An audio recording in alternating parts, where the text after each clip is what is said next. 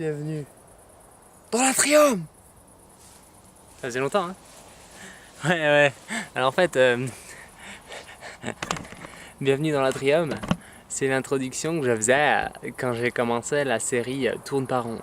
Ouais. Ben, j'ai envie de recommencer. Donc voilà. Alors,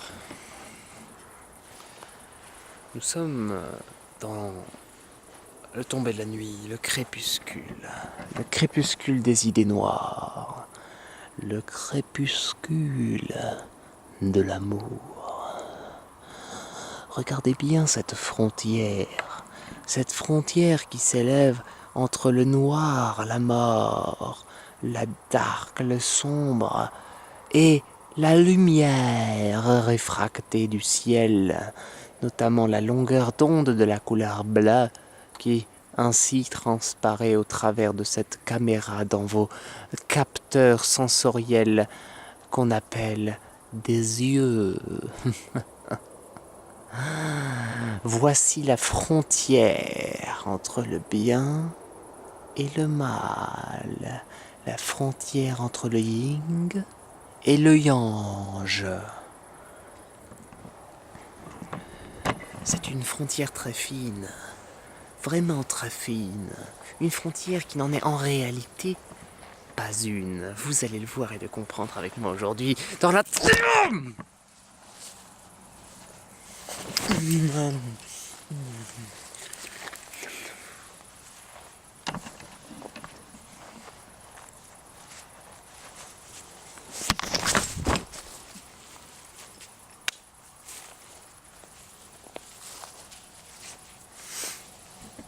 Alors, pour comprendre ça, il faut utiliser son brain, c'est-à-dire son cerveau. Le problème, c'est que tu peux pas comprendre quelque chose en utilisant ton brain si ce quelque chose vient de ton brain, justement, espèce d'enculé. Donc, ça veut dire quoi? Ça veut dire que, en fait, notre notion du bien et du mal, du juste et du faux, elle vient de notre cerveau. Et si elle vient de notre cerveau, c'est qu'elle n'est pas juste, par définition. Parce que le cerveau, son but, c'est pas de retranscrire quelque chose de juste. Notre cerveau, il peut juste comprendre qu'il comprend rien, c'est tout. Il peut juste savoir qu'il connaît rien. Donc si toi t'es là en mode mon cerveau, moi je te dis ce qui est bien, je te dis ce qui est mal, tu vois. Je te dis ce qui est juste. Moi, je tiens à l'ordre, tu vois. Je tiens à la justice. Ouais, je tiens à l'ordre et à la justice, ouais. Ouais, vraiment, je suis un gars comme ça. Je suis un putain de gars comme ça. Ben en fait, tu tombes uniquement dans le piège qu'on t'a rentré dans le cerveau, justement. Mais depuis 2000 ans! Ça fait 2000 ans qu'on te parle de bien, de mal, de paradis, d'enfer, n'est-ce pas? Ça te fait 1800 ans qu'on te parle du diable. N'est-ce pas? Ben en fait, ça fait 8800 ans, enfin 2000 ans, enfin 2500 ans, que tu te prends dans la gueule un conditionnement qui t'empêche de comprendre le monde, ok? Et maintenant je vais te l'enlever. Je vais te l'enlever de force, je vais te l'extirper, tu vois. Je vais prendre ton âme. Voilà. Ça c'est ce que je fais avec ton âme. Tu vois? C'est ton identité que je prends, que je déchire en deux. Ta manière de réfléchir, ton ego, ta pensée, ta d'identité. Tu comprends ça? Donc en fait là je simule un énervement, ce qui a tendance à m'énerver réellement. C'est ça qui est formidable. C'est-à-dire que en faisant exprès de m'énerver, je m'énerve vraiment. Et j'ai vraiment envie de casser des choses, tu vois. Et là, je regarde une voiture. Elle est belle. C'est une Fiat Punto rouge. Elle est énorme. Rouge comme le sang. Le sang, c'est bien ou c'est mal? On ne sait pas. On ne sait pas. Pourtant, je m'appelle Adam. Et Adam, c'est Edem. Edem. Et c'est le préfixe arabe de ce qui est divin. Allah, Dieu. Al-Hadith. En fait, la plupart des choses qui viennent en El, c'est une proposition, hein, ça sert à plein de choses, mais ce qui vient de El, c'est ce qui est, tu vois, c'est ce qui est bien. Ça vient de Dieu. Le problème, c'est que Edem, le premier homme, a été séparé de son origine par le dum. Et le dum, ça veut dire quoi? Ça veut dire sang en arabe. Le premier homme a été séparé de Dieu par son sang, par sa physicalité, sa corporalité, sa matérialité, le fait qu'il se soit incarné. Donc, la religion, de base, dans ses fondements les plus profonds, te dit en gros, je prends l'islam, hein, mais c'est pareil pour toutes les autres religions du livre, les 3 autres, les 2 autres, te dit en gros que c'est la merde parce que de base, t'es un être presque impur en fait, presque de merde. T'es un être qui s'est incarné dans la matière et qui en faisant ainsi, déjà t'as bouffé une pomme qui t'a rendu intelligent, une pomme de Dieu, et cette pomme elle t'a rendu aussi fourbe. Et d'ailleurs ce qui t'a incité à manger cette pomme, c'est d'abord un serpent et ensuite une femme. Donc les femmes sont impures aussi, tu vois, les femmes n'ont pas d'âme. Bon, il y a beaucoup de choses qui ont été ramenées en tête par la religion et qu'il faut absolument détruire parce que c'est de la grosse merde. Je pense que tu vois, je pense que ça fait tellement putain d'autant, n'empêche, c'est tellement hautain, tu vois. Je pense que ouais, je suis un individu individualisé, tu vois. Donc je pense que je viens de me prendre un papillon dans l'œil, quoi. Je pense que, tu vois.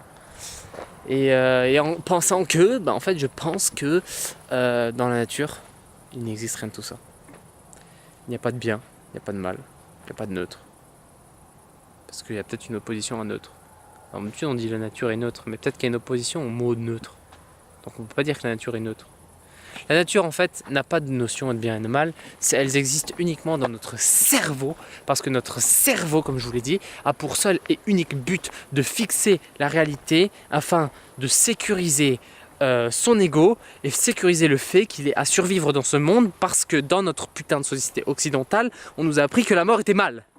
Comme on nous a appris que la mort était mal, on a besoin de sécuriser notre vie pour ne pas mourir. Et voilà le fondement de l'erreur occidentale. L'occidental moyen pense qu'il faut absolument... J'ai tout cassé. L'occidental moyen pense qu'il faut absolument couper et cultiver et couper des champs, parce que s'il ne le fait pas, il va mourir. Et c'est, oh mon Dieu, c'est grave, c'est grave, c'est grave, c'est grave. Non, c'est pas grave du tout en fait. On sait pas ce qu'il y a après la mort. Passer la mort, c'est peut-être qu'un passage. Hein? Donc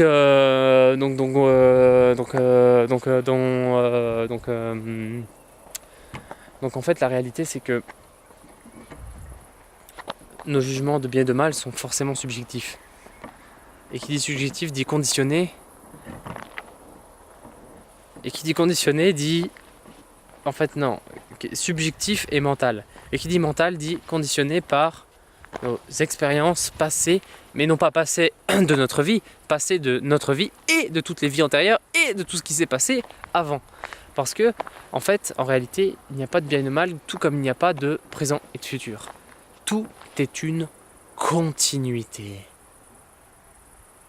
C'est aussi ça qui enlève complètement la notion de cause à effet.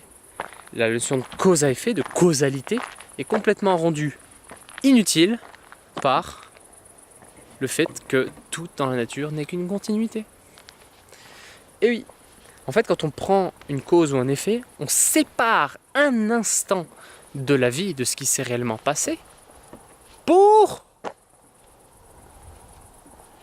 le manifester dans notre cerveau, oui, pour essayer de comprendre. En fait, quand on dit qu'on comprend quelque chose, c'est qu'on l'a séparé du tout et on l'a séparé de sa continuité. On l'a donc rendu faux de base, puisqu'il ne fait plus partie de la continuité et ne fait plus partie de la vie. C'est ce que disait Nietzsche, sans réellement le comprendre, je pense, parce que Nietzsche disait ce qui n'est pas vrai, c'est du nihilisme, tu vois. Les religieux, c'est des nihilistes parce qu'ils regardent pas ce qui est vrai, ils regardent un faux paradis et un faux enfer qu'ils ont inventé de toutes pièces. Il a très raison. Nietzsche là-dessus a extrêmement raison, mais il y a quand même une couille dans son truc. À moins que j'ai pas tout lu, hein. De toute façon je connais que sa morale du bien et du mal là. Mais en gros, Nietzsche, je pense qu'il aurait dû comprendre que dans la nature, tout est une continuité et que par conséquent, le passé et le futur n'existent que dans notre cerveau et n'existent pas réellement. Réellement, il n'existe que le présent. La seule juste... En fait, Nietzsche le savait très bien, hein, quand on étudie ces trucs-là, vite fait là. Nietzsche, il est fort. Il a une moustache. Les gens qui ont une moustache comme moi et comme Saddam Hussein, tu vois, c'est les meilleurs, c'est le plus fort. Donc s'il y a des femmes, aux 5% de femmes qui regardent mes vidéos, comprenez que les hommes à moustache, c'est les meilleurs. Voilà, c'est la conclusion de ma vidéo. Vive les hommes à cuir moustache. Non, non. Une petite anecdote marrante. Vous savez, on paye des choses avec de l'argent. On paye beaucoup de choses avec de l'argent. Sauf que l'argent, ce n'est qu'un moyen. Et le problème, c'est quand on vient te dire après, un État vient te dire on n'a plus d'argent, c'est la crise, tu peux pas construire ta maison. Tu peux pas t'acheter... tu peux pas construire ta maison. Voilà. Tu peux pas construire ta maison parce qu'il n'y a plus d'argent et parce qu'il y a un déficit de cette chose qu'on appelle l'argent. Sauf que l'argent, c'est un moyen exactement au même titre que les heures, par exemple, ou les centimètres. Les heures, c'est le système arbitraire pour comprendre le temps qu'on a inventé, nous, pour le faire comprendre à notre cerveau. Pour faire comprendre la notion de temps à notre cerveau. Qui est fausse, hein, du coup. Les centimètres, c'est la notion de distance que l'on a adoptée pour comprendre la longueur des objets. Et tout ça, ce sont des moyens aussi. Exactement comme l'argent. L'argent est un moyen aussi de pouvoir construire sa maison. Tout comme, je sais pas, je couperais du bois par exemple. Le problème, c'est que à partir du moment où on a une hache, on peut couper du bois. Et on n'a pas vraiment besoin...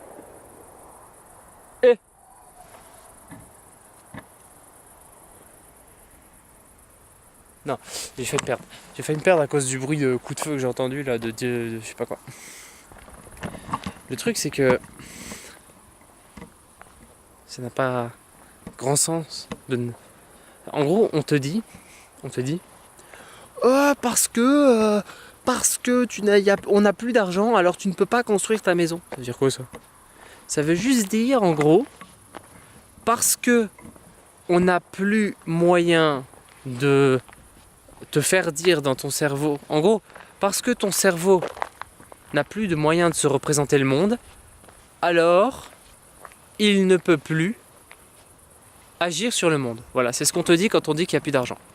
Pourquoi je dis que l'argent est un moyen de se représenter le monde au même titre que tout le reste? Parce qu'en fait, voilà, ce sont des moyens, ce sont le centimètre est un moyen de se représenter le monde, la longueur des objets, l'espace. On représente l'espace par le centimètre, on représente le temps par la seconde et on représente les relations humaines par l'argent.